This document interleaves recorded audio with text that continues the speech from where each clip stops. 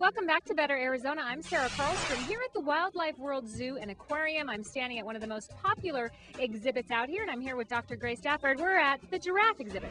Yeah, it's not only popular with our guests, it's popular with our staff as well. Where can you see giraffe this close up with no barriers in front of you? You know, the interesting thing about giraffe is all it takes is a small little log like this, and they are distracted and really not interested in coming into the park at all. And what's nice is our photographers out there can come out and get unobstructed views of these magnificent animals, or our young children can go up to our giraffe feeding station just to your left and actually buy a few handfuls of pellets and feed the world's tallest land mammal. It's really an exciting experience. Well, and that's one of the things that happens here at the Wildlife World Zoo and Aquarium is you really get up close and personal with these animals. In fact, you've kind of taken me on a tour today, and sometimes a little too close for those of us who, get a little scared at things. I mean, that's close. It is close, but knowing the species and knowing their natural history and knowing what they're comfortable doing and not comfortable doing, you can design exhibits that suit that species. And we've learned through experience that giraffe is, despite their massive size, really don't like those small boulders and barriers in their way and are really reluctant to try to cross over that. So that's why we're able to build this beautiful exhibit, wide open pasture, and then create that wonderful giraffe feeding experience. You know, that's the second one in our history. We used to have one just to our west, and when we rebuilt this new giraffe facility, we had to include that giraffe feeding station because it was so popular and still remains so today. And it is very popular, like I said, one of the most popular exhibits, but a lot has changed out here at the zoo for people who maybe haven't been out here for a while. You've got a lot of new things going on. You know, we say that each and every season, that if you haven't been out here in the last year or two, you've missed something, because we are constantly trying to improve.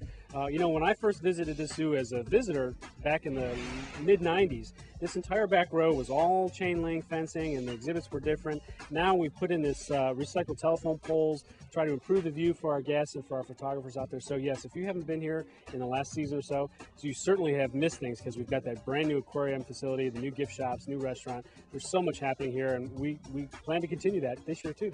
All right, let's take a look at that aquarium. Well, this is about a 60,000 gallon display. There are two large panels here in the dining room of the Tiburon restaurant, and we have two varieties of shark here. We have the black-tip reef shark, which is a kind of a predator of reefs, looking to pick off small fish on the reef. And then we have actually a bottom dweller type of shark called a zebra shark, which tends to spend more of its time on the sea floor looking for crustaceans and small fish and shrimp, because their mouths are actually on the bottom of their face, whereas the reef shark is, I think, what more people think of when they think of sharks. They have that classic shark body, all those different fins, and just that menacing look, but they're actually very beneficial to our environment. And believe it or not, sharks have more to fear from human beings than we have to fear from sharks, because so many sharks are being caught. Many shark species are actually on the endangered species list.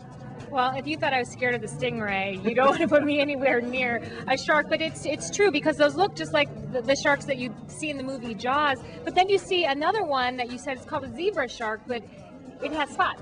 You're absolutely right. When it's first hatched out, the zebra shark actually has stripes like a zebra, but as it matures, like the ones we have on display, their stripes turn into spots. So they're still called zebra sharks, even though they have spots as adults. Here comes one now.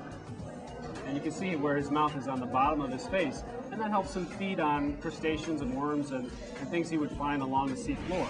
Wow, we covered a lot of ground today. We sure did. I think it's time to get another cool drink at the Flamingo Lounge. Let's go. Thank you so much. I appreciate it. Always good to have you.